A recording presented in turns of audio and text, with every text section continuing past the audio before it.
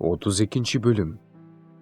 Мына падыша акыйкаттык менен падышачылык кылат. Төрөлөр мыйзам боюнча башкарышат.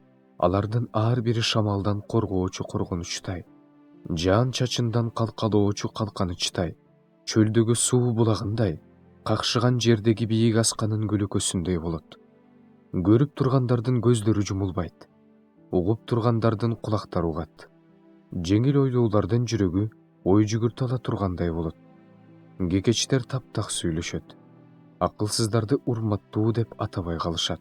Кара ниет адамды чынчыл деп айтпай калышат. Анткени акылсыз акылсыздыкты сүйлөйт. Анын жүрөгү мыйзамсыздык жөнүндө ойлойт. Эки жүздүүлүк менен иш кылат. Теңирге акарат келтирет. Ачканы нанынан ажыратат. Суусагандын суусун тартып алат. Кара ниет адамдын иштери да өлүмгө алып баруучу иштер. Ал кедейдики туура болгонуна карабастан, аны жалган сөздөр менен өлтүрүүнүн жолун ойлойт. Ал эми чынчыл адам чындык жөнүндө ойлойт жана чындыкта бекем турат. Камырабаган аялдар тургула, менин үнүмдү уккула. Бейкам жаткан кыздар, менин сөздөрүмө кулак түргүлө. Бир жыл, бир нече күн өткөндөн кийин үрөйүңөр учат. Камырабагандар, анткени жүзүм жыйноо болбойт. Түшүм жыйноо мезгили келбейт. Титирегиле. Камырабагандар, корккула. Бейкам жаткандар, кийимиңерди чечкиле, зумбал кийгиле, белиңерди буугула. Сонун талаалар жөнүндө, мүмөлүү жүзүм сабагы жөнүндө кайгырып, көкүрөгүңөрдү койгулайсыңар.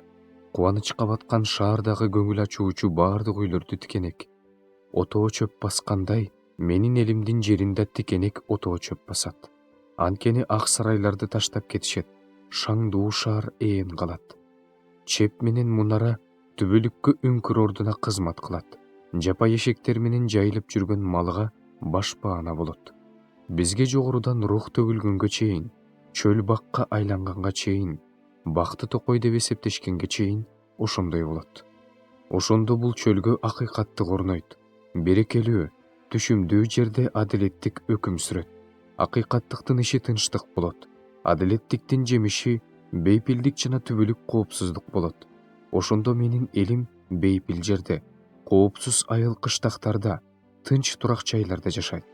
Токойго мөндүр жаайт, шаар өрөөнгө түшөт. Суулардын жээгине эгин эккендер, ал жерге өгүзү менен эшегин жибергендер, силер бактылуусуңар.